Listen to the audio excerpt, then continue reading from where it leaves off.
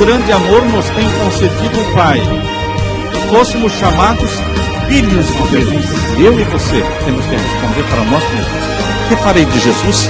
Chamado livro de Testemunhos, volume 9, página 189, diz assim: se nos humilhássemos perante o Senhor e fôssemos bondosos, o mexeriqueiro descobre o segredo. Deus dá e Deus cobra, mas Deus não cobra nada que Ele não deu antes.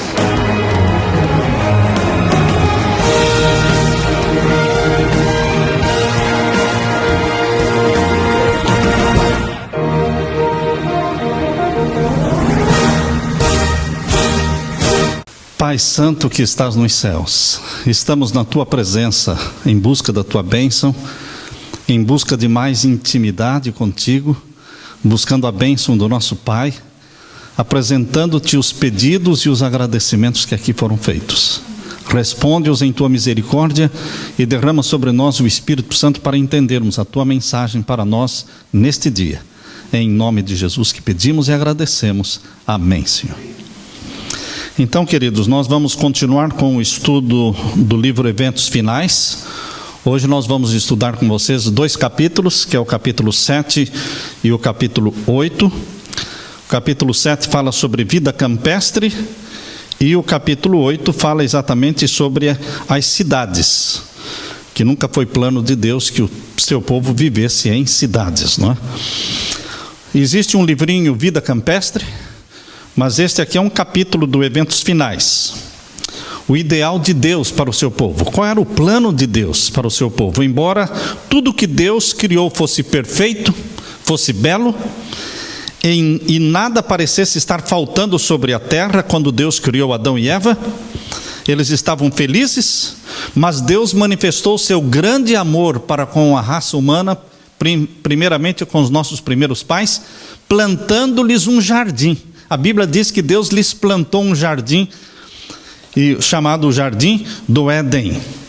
Deus planejou que uma parte do tempo de Adão e Eva deveria ser passada na ditosa ocupação de cultivar o jardim, o trabalho. O trabalho vem já num período anterior ao pecado. Antes do pecado já existia o trabalho. Eles deveriam trabalhar cultivando o jardim. E outra parte do seu tempo eles deveriam receber visitas de anjos, ouvindo as instruções dos anjos e em alegre meditação. O trabalho de Adão e Eva não era cansativo, mas era agradável, era revigorante. Esse belo jardim deveria ser o lar e a residência de Adão e de Eva. Este foi o plano de Deus para o primeiro Adão.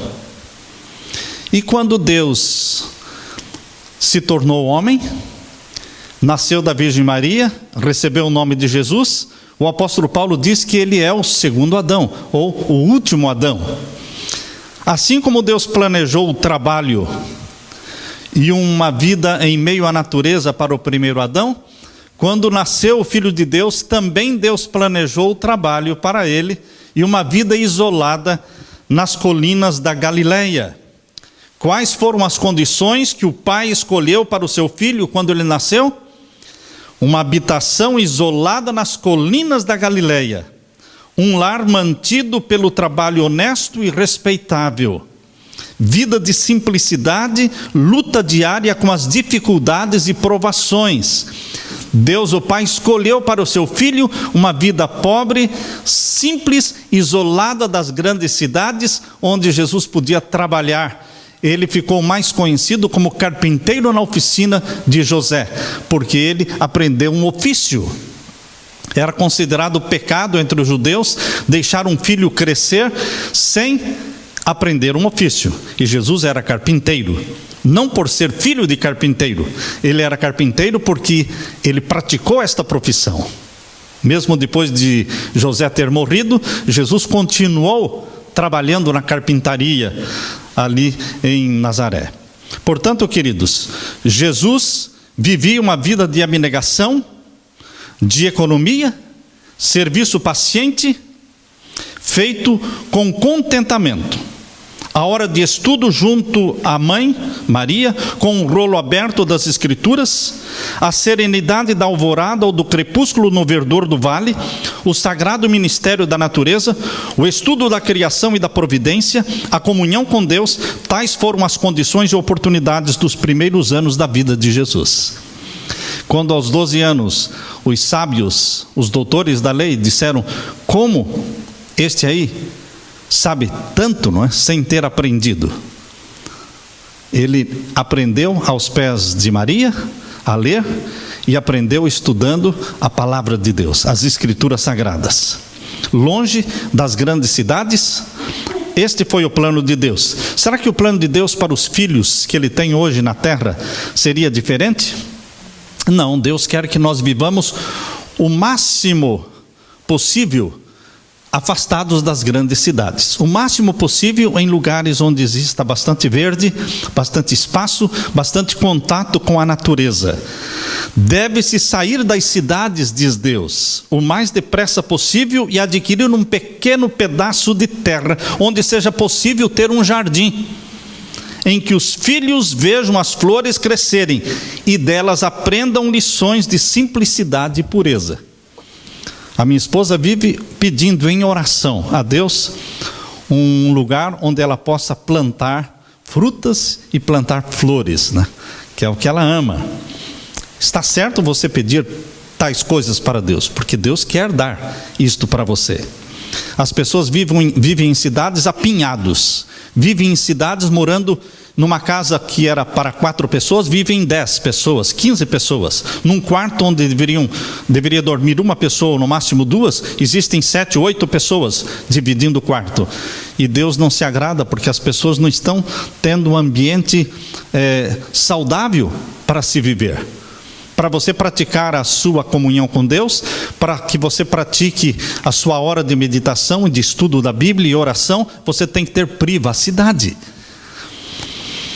Para fora das cidades é a minha mensagem neste tempo, diz aqui na página 57. O Senhor recomenda que o seu povo fixe residência longe das cidades, pois a hora em que não se imagina, fogo e enxofre cairão do céu sobre essas cidades. A sua punição será proporcional aos seus pecados. Quando é destruída uma cidade, nosso povo não deve considerar essa questão como algo sem importância e pensar que, se surgir uma ocasião favorável, se poderá construir casas nessa mesma cidade que foi destruída. Você se lembra de alguma cidade aqui nos Estados Unidos que foi destruída e agora estão reconstruindo? New Orleans. Deus está dizendo que nós não deveríamos fazer planos de comprar residência e propriedades em lugares que foram destruídos, lugares ímpios. Queridos, vamos prestar atenção ao que Deus está falando. Pais e mães que possuem um pedaço de terra e um lar confortável são reis e rainhas. São considerados como reis e rainhas porque eles têm um pedaço de terra, onde eles vivem com a sua família, onde eles plantam, onde eles colhem.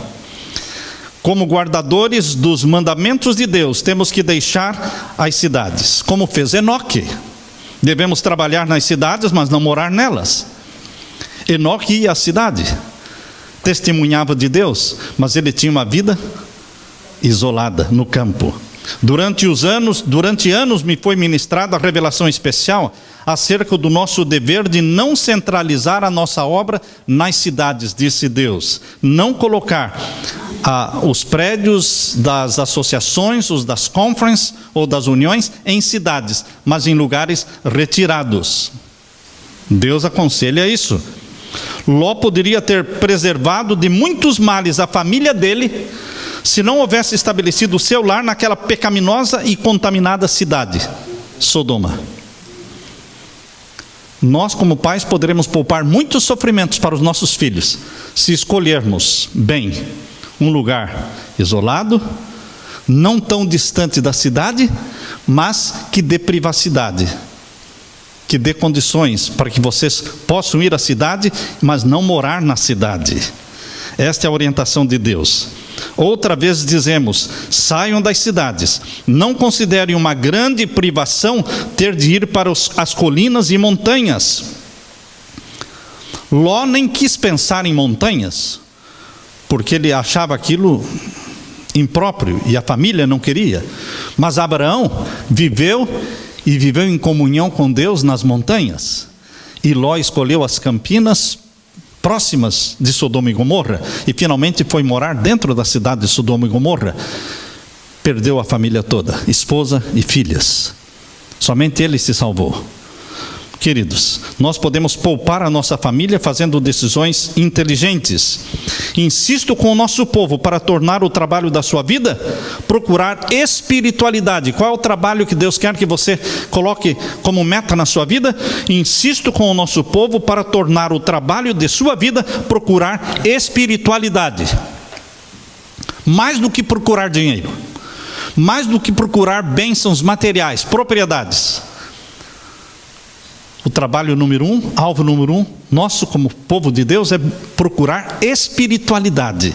Um lugar onde possamos crescer espiritualmente, porque Cristo está para vir. Por esse motivo é que digo ao nosso povo: não considere uma privação serem convidados para abandonar as cidades e mudar-se para zonas rurais. Isso não é privação, isto é benção. Contemplando as cenas da natureza, as obras do Criador, estudando as obras das mãos de Deus, imperceptivelmente seremos transformados à mesma imagem. Quando você olha para prédios e asfalto, isso não chama a sua atenção para Deus. Mas quando você olha para jardins floridos, árvores, o verde, isto chama a nossa atenção para o Criador de todas as coisas. É muito mais fácil desenvolver o caráter se nós morarmos em lugares isolados. Eu confesso que Deus planejou que nós morássemos aqui em Palm Coast. Não fomos nós que escolhemos, foi Deus que escolheu. Porque aqui é como uma fazenda, não é? Você não mora numa cidade. Você não mora numa cidade, você mora numa fazenda espalhada, com muito verde, 8 parques, muito bosque, bastante espaço, uma casa longe da outra. Isso dá privacidade. Cada pessoa tem um pedacinho ali para plantar alguma coisa. Mas você pode ter também um sítio, não é? Também um sítio próximo, mais distante do centro da cidadezinha. Enfim, queridos, nós deveremos ir fazendo planos, mas não deveremos fazer decisões precipitadas. Deus orienta o seu povo para que não faça decisões precipitadas, vendendo tudo e indo para um lugar sem saber para onde está indo. Muitos agiram de forma imprudente e perderam tudo, e depois tiveram que voltar com as suas famílias para a cidade porque estavam passando fome. Nós devemos ter cuidado para não tomar decisões precipitadas, mas fazer aos poucos. Aos poucos. Você pode comprar um pedaço de terra e ir desenvolvendo, ir plantando. E então, no momento certo, Deus vai mostrar para que você mude. Mas dê condições para que seus filhos estudem. E dê condições para que você também pregue nas cidades. Por isso deve ser próximo das cidades, mas não no meio das cidades. A tarefa de edificar o caráter será 10 vezes mais difícil para os pais e os filhos que moram nas cidades. Porque aí não é você somente educando o caráter do seu filho. Você tem muitas outras influências. Mas quando você está isolado, em meio à natureza, é você e Deus, formando o caráter dos seus filhos. Fé, amor, esperança e felicidade podem ser muito melhor alcançados em lugares afastados, onde haja campos, montanhas e árvores. Tiremos nossos filhos do cenário e sons da cidade, para longe do ruído de carros, e a sua mente se tornará mais saudável. Será mais fácil levar-lhes ao coração a verdade da palavra de Deus. Não é a vontade de Deus que seu povo fixe residência nas cidades, onde há constante agitação, confusão. Deveriam poupar aos seus filhos tal coisa, pois todo organismo é prejudicado pela correria, pela precipitação e pelo barulho. Isso atrapalha o sono, atrapalha o estudo, atrapalha a meditação, mas o mundo vive no barulho. Louvado seja Deus pelo lugar que nós moramos aqui. É silêncio total. Aleluia por isso. O ambiente material das cidades constitui muitas vezes um perigo para a saúde. O estar constantemente sujeito ao contato com doenças, o predomínio do ar poluído, a água poluída, alimentos impuros, as habitações apinhadas, obscuras, insalubres, são alguns dos males para enfrentar. Não era plano de Deus que o seu povo se aglomerasse nas cidades, se amontoando em edifícios e cortiços. Pessoas morando em basement, embaixo, onde não penetra sol. Um ambiente insalubre. O Senhor deseja que o seu povo se mude para o campo onde se poderá estabelecer na terra, cultivar as próprias frutas e verduras e onde os filhos poderão estar em contato direto com as obras de Deus na natureza. Portanto, queridos, esta é a orientação de Deus neste capítulo sobre vida campestre. Agora, no capítulo 8, fala sobre a vida nas cidades. Caim, a Bíblia diz em Gênesis 4:17, Caim foi quem fez a primeira cidade. A Bíblia começa falando, Gênesis 4:17, que Caim fundou uma cidade. Depois de Caim, veio então, após o dilúvio, Nimrod. Nimrod fundou também uma cidade, Babel, Babilônia. Durante algum tempo, os descendentes de Noé continuaram a habitar entre as montanhas onde a arca repousara, porque a arca ficou em cima da montanha, e os descendentes, a maioria, ficaram por ali. Mas, aumentando o número da população, a apostasia logo determinou a divisão. Aqueles que desejavam esquecer-se de seu Criador e lançar de si as restrições da sua lei, sentiam um incômodo constante pelo ensino e exemplos dos seus companheiros tementes a Deus. E, depois de algum tempo, resolveram se separar dos adoradores de Deus. Portanto, viajaram para a planície de Senear, nas margens do rio Eufrates, e ali fundaram a cidade de Babilônia. Ali resolveram edificar uma cidade, e nela uma torre bem alta, estupenda, que havia de torná-la uma maravilha do mundo. Nimrod, o construtor das cidades. Mas as cidades são viveiros de vícios. Nas cidades grandes você não tem privacidade, porque você está muito perto um do outro, as casas muito amontoadas, muito encostadas uma na outra. A maioria das casas nas grandes cidades tem portas e janelas na frente e talvez porta atrás. Não tem nas laterais, nem do lado esquerdo, nem do lado direito. Então não tem como o sol penetrar. Não é saudável, não tem terra, não tem lugar para as crianças correrem. Não tem grama para as crianças correrem, para tomarem o sol, para ficarem coradas. A busca de prazeres e divertimentos centraliza-se nas cidades. Muitos pais que escolhem um lar na cidade para os filhos, pensando dar-lhes maiores vantagens, são desapontados. Mas demasiado tarde se arrependem do seu terrível erro. As cidades dos nossos tempos tornam-se depressa como Sodoma e Gomorra. Os divertimentos como teatro, nós diríamos cinema, corridas de cavalo, jogos e as bebidas alcoólicas, banquetes e orgias, estimulam ao extremo todas as paixões. Deus fala através da sua serva: foi-me revelado que as cidades se encherão de confusão, se encherão de violência e de crime, e que essas coisas aumentarão até o fim da história terrestre. Não vai diminuir, só vai aumentar. A condição das cidades só vai piorar. Terríveis abalos sobrevirão à terra, e aqueles suntuosos palácios construídos à custa de enormes despesas certamente se transformarão em montões de ruínas. Edifícios construídos à prova de fogo se transformarão em cinzas. Deus fala aqui, página 67, dos eventos finais: vi as mais dispendiosas estruturas de edifícios construídos e que se acreditava serem à prova de fogo. E assim como Sodoma pereceu nas chamas da vingança de Deus, essas suntuosas construções também se transformarão em cinzas. Os lisonjeiros monumentos da grandeza humana serão reduzidos ao pó. mesmo antes que sobrevenha ao mundo a última grande destruição. Deus está retirando o seu espírito das ímpias cidades, as quais se tornaram como as cidades do mundo antes do dilúvio, e como Sodoma e Gomorra.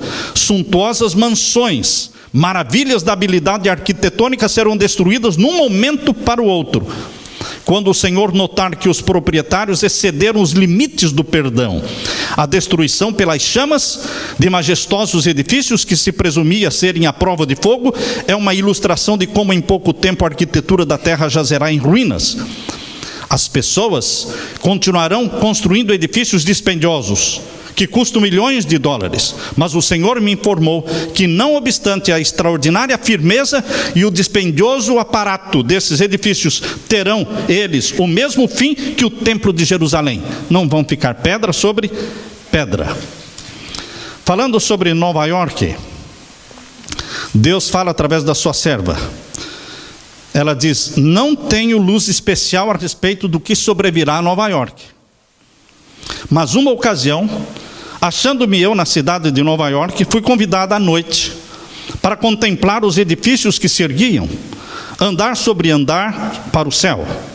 Garantia-se que esses edifícios seriam uma prova de fogo e haviam sido construídos para glorificar seus proprietários e construtores. Quando as duas torres gêmeas caíram,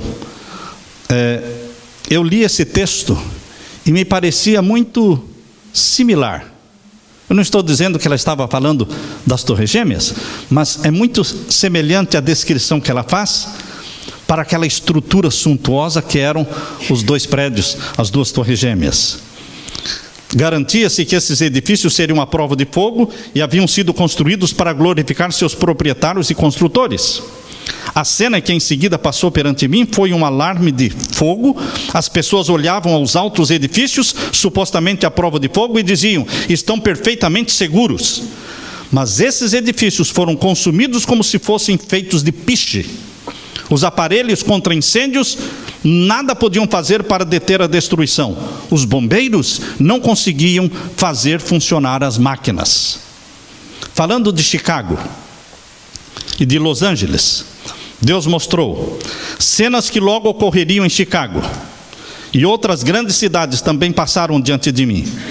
Ao avolumar-se a iniquidade e retirar-se o protetor poder de Deus, houve tempestades, ventos destruidores, edifícios foram destruídos pelo fogo e arrasados por terremotos. Falando de Chicago, foi-me mostrado que a visão dos edifícios em Chicago e o ônus sobre os recursos do povo para erigi-los e sua destruição era uma lição prática para todos nós, nos advertindo de que não devemos investir predominantemente nossos recursos em propriedades na cidade de Chicago.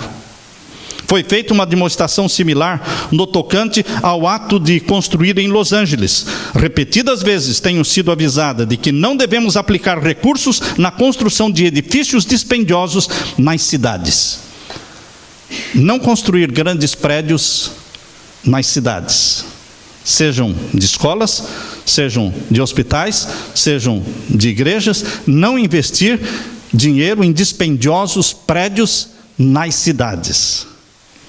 São Francisco e Oakland estão se tornando como Sodoma e Gomorra. 1903, ela escreveu isso. Vou ler de novo. Em 1903, lembrem-se que o grande terremoto de São Francisco foi no dia 18 de abril de 1906. E ela escreveu isso em 1903, em torno de 3 anos antes. São Francisco e Oakland estão se tornando como Sodoma e Gomorra, e o Senhor irá puni-las. Não vai longe o tempo em que elas sofrerão os seus juízos. 3 anos antes. E o que aconteceu? O terremoto e o incêndio de São Francisco, onde morreram 3.000 pessoas e 80% da cidade foi destruída. 80%. Nesse tempo, Ellen White morava a 2 horas de São Francisco. Ela morava ali perto de Santa Helena. Fica em torno de 2 horas de São Francisco. que era um lugar muito agradável, até hoje, não é? O terrível terremoto que sobreveio a São Francisco será seguido de outras manifestações do poder de Deus. Sua lei tem sido transgredida, as cidades tornaram-se poluídas pelo pecado. Estudem a história de Nínive. Deus enviou uma mensagem especial para essa cidade iníqua por intermédio de Jonas. E Deus está enviando uma mensagem às cidades iníquas dos nossos dias. Ao nos aproximarmos do fim da história terrestre, as cenas da calamidade de São Francisco hão de repetir-se em outros lugares. Os juízos que já ocorreram constituem uma advertência, mas não o fim da punição. Tenho ordem de declarar a mensagem dizendo que as cidades onde reina transgressão, extremamente pecadoras, serão destruídas por terremotos, por fogo e por enchentes. As cidades mais ímpias, Deus destruirá por terremoto, fogo e enchentes. Isso ela escreveu em 1906. A cidade de São Francisco é somente uma amostra do que o mundo inteiro está se tornando. A cidade de São Francisco em nada melhorou. Em nada melhorou. Podemos esperar mais destruições. Os ímpios estão sendo atados como que em feixes, atados em conglomerados comerciais, em sindicatos e confederações. Há pessoas que me perguntam se deveríamos participar de sindicatos. Eu não tenho nada a falar sobre sindicatos, mas Deus tem. Os ímpios estão sendo atados em feixes, atados em conglomerados comerciais e sindicatos e em confederações. Não devemos ter nada que ver com essas organizações. Os sindicatos serão um dos instrumentos que trarão sobre a terra um tempo de angústia tal como nunca houve desde o princípio do mundo. Eles vão usar quem? Os sindicatos. Satanás vai usar os sindicatos. Alguns combinarão segurar todos os meios que se possam obter em certos ramos de negócio. Formar-se-ão sindicatos e os que a eles se recusam unir serão marcados. Por isso, mesmo hospitais deveriam ser bem fora das cidades grandes para fugir do controle dos sindicatos. Por causa desses sindicatos e confederações, logo será muito difícil nossas instituições levarem avante seu trabalho nas cidades. O que é que dificultaria levar avante o trabalho de Deus nas cidades? Os sindicatos. Minha advertência é: conservem-se fora das cidades. Não edifiquem hospitais nas cidades. Está claro isso, irmãos? Não edifiquem hospitais nas cidades. E quando naquele tempo construíram hospitais bem retirados da cidade, mas hoje pode ser que o hospital esteja no centro da cidade, porque cresceu, deveria se transferir, mudar e buscar lugares isolados. Nessas mesmas cidades, os ganhadores de almas deparam com algumas das maiores oportunidades. No meio destas cidades existe gente sincera. Portanto, o povo de Deus não pode se isolar e não pregar. Deus quer que moremos fora das cidades, mas numa distância que seja possível você trabalhar nas cidades e pregar o evangelho nas cidades.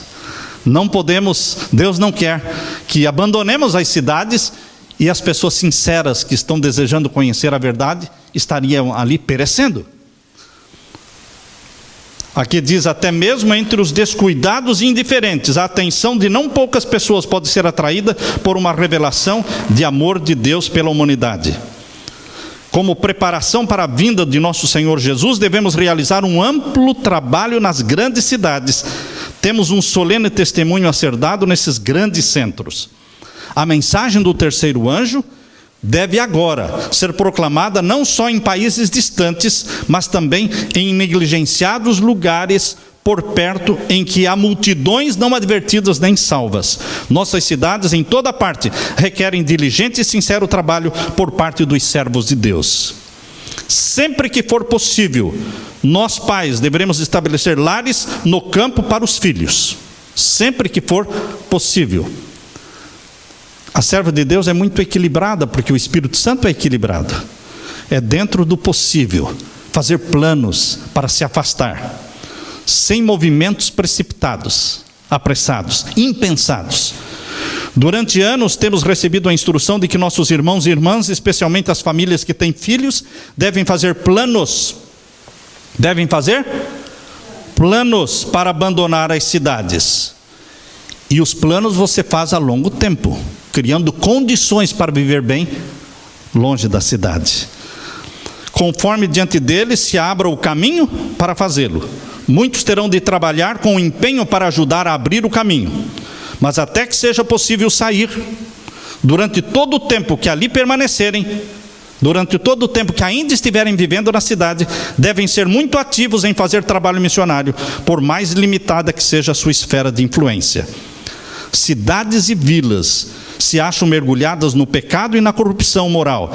Entretanto, existem nas cidades Lós, como lá em Sodoma existia um Ló, que era justo diante de Deus. Devem se estabelecer escolas da igreja para as crianças que estão nas cidades. Você está morando na cidade, tem membros da igreja na cidade, deveríamos ter escolas junto às igrejas para os membros, para as crianças da igreja. Devem-se tomar providências para o ensino de estudo mais elevados, onde estes forem exigidos.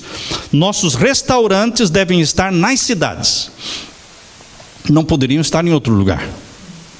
Como é que você vai construir um restaurante no mato? Os nossos restaurantes deveriam estar no meio das cidades, porque é ali que o povo precisa aprender a comer. E cada pessoa que entra num restaurante desse, ele recebe a mensagem de Deus. Ele está recebendo a mensagem de que o nosso corpo é o templo do Espírito Santo.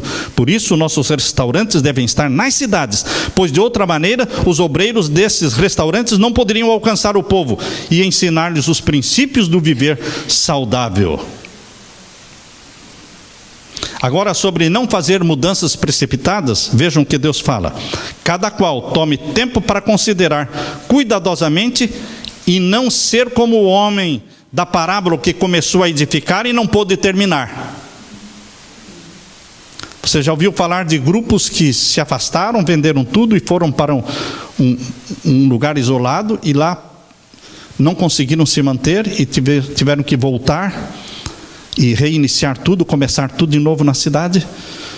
Foi um plano sem a orientação de Deus. Por isso está falando aqui, cada qual tome tempo para considerar cuidadosamente e não ser como o homem da parábola que começou a edificar e não pôde terminar.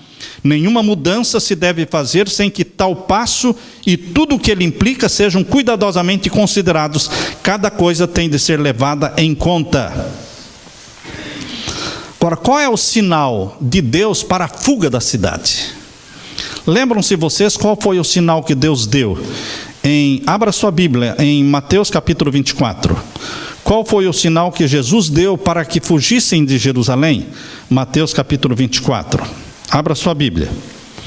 O mesmo sinal que Deus deu para o povo fugir da cidade de Jerusalém é o mesmo sinal que Deus está dando para o seu povo na última geração, que é a nossa geração, também fugirmos das cidades. Se entendermos aquela profecia, entenderemos essa profecia. Mateus capítulo 24, verso 15 diz: quando pois virdes que a abominação da desolação, da qual falou o profeta Daniel, está no lugar santo, quem lê, atenda. Parece que não dá para entender, não é? Aqui diz, abominação da qual falou Daniel. Quando estiver no lugar santo, atenda. Então os que estiverem na Judéia, fujam para os montes. Quem estiver sobre o telhado, não desça a tirar coisa alguma da sua casa. E quem estiver no campo, não volte atrás a buscar os seus vestidos. Mas ai das grávidas e das que amamentarem naqueles dias. E orai para que a vossa fuga não aconteça no inverno, nem no sábado. Queridos, aqui Jesus está falando da destruição de Jerusalém. Ele está respondendo a pergunta. Ele está respondendo a pergunta que foi feita no capítulo 24, verso 3. Capítulo 24, verso 3. Qual foi a pergunta? Dize-nos, quando serão estas coisas? E que sinal haverá da tua vinda e do fim do mundo? Porque Jesus no verso 2 disse, né? Jesus porém lhes disse: não vedes tudo isso? Em verdade vos digo que não ficará aqui pedra sobre pedra que não seja derribada. Jesus falou que o templo seria destruído. E os discípulos perguntaram: mas quando vai acontecer isso? A destruição do templo. E quando acontecerá a sua vinda, a sua segunda vinda? Jesus responde estas perguntas no capítulo 24 todo. Portanto, o verso 15 em diante, Jesus está respondendo quando é que o templo seria destruído. Quando Jerusalém fosse cercada, o povo de Deus deveria fugir. Quem cercaria Jerusalém? Roma. Roma cercaria Jerusalém. Quando pois virdes, diz o verso 15, né? Quando pois virdes a abominação da desolação, da qual falou o profeta Daniel. Quando você lê o livro Grande Conflito, página 25 e 26. Grande Conflito, página 25 e 26. Ellen White descreve que esta abominação da desolação, do capítulo 24, verso 15, se cumpriu quando o exército romano cercou Jerusalém e fincou em Terra Santa a bandeira romana, chamada de o estandarte idolátrico romano. Está lá na página 25 e 26 do Grande Conflito. Quando eles cercaram Jerusalém e fincaram o estandarte idolátrico romano, cumpriu a profecia. Por isso o povo de Deus deveria fugir. Por isso, quando Jerusalém foi destruída, nenhum cristão morreu, porque todos entenderam o conselho de Jesus e fugiram. Mais de 1 milhão de judeus morreram na destruição de Jerusalém, porém nenhum cristão, eles fugiram. Queridos, o sinal para que o povo fugisse, que Deus deu, foi quando o exército romano cercasse Jerusalém. E Deus chama o exército romano de abominação da desolação, da qual falou Daniel. Tem a ver com Roma imperial cercando o povo de Deus. Agora vejam como Ellen White interpreta isso. Veja como o Espírito de Profecia interpreta, na página 72 de Eventos Finais. Estão prontos aí? Isso aqui é muito importante. O sinal da fuga das cidades. Não está muito distante o tempo em que, como os antigos discípulos, seremos forçados a buscar refúgio em lugares desolados e solitários. Como o cerco de Jerusalém pelos exércitos romanos era o sinal de fuga para os cristãos judeus. Entenderam? Deus está falando que o cerco de Jerusalém pelos exércitos romanos era a abominação da desolação da qual falou Daniel, cercando o povo de Deus, sendo um sinal de que eles deveriam fugir. Agora vejam, irmãos, assim o arrogar-se nossa nação o poder para decretar obrigatório o dia de repouso papal será uma advertência para nós. A advertência para fugir na destruição de Jerusalém é quando Jerusalém fosse cercada pelo exército romano, que Jesus chamou esse ato de abominação da desolação da qual falou Daniel. Agora, queridos, Deus está falando aqui que no tempo do fim, o sinal para o povo de Deus abandonar as cidades é o estabelecimento obrigatório do dia de repouso papal, ou seja, o decreto dominical. É o sinal do povo, para o povo fugir das cidades. Será então tempo de deixar as grandes cidades, passo preparatório para sair das menores para lares retirados em lugares solitários entre as montanhas. Quem está nas grandes cidades é o momento de sair, quando o decreto dominical for promulgado. E quem está nas pequenas cidades é o momento de ir para o campo. Qual é o sinal? Decreto dominical. Como é que Jesus chamou o cerco de Jerusalém? Abominação da desolação. E Ellen White fala que isto vai se cumprir no tempo do fim com o decreto dominical. O sinal é o mesmo. O sinal é o mesmo. Abominação da desolação. Naquele tempo, Roma imperial cumpriu a abominação da desolação. Agora, a Roma papal cumpre a abominação da desolação. Então, a abominação da desolação, da qual falou Daniel, sempre tem a ver com Roma. Nos dias de Jesus, Roma imperial. Nesta última geração, agora, Roma papal, cercando o povo de Deus. Mas assim como os cristãos não morreram naquele tempo, assim também agora, quando sair, Deus poupará o seu povo. Amém, irmãos? Agora vejam aí na página 72, alguns justos nas cidades permanecerão depois de aprovado o decreto dominical.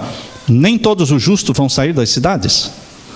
Deus está dizendo que alguns justos permanecerão na cidade, pregando. Vejam aí, no tempo de angústia, fugimos todos das cidades e vilas, mas fomos perseguidos pelos ímpios.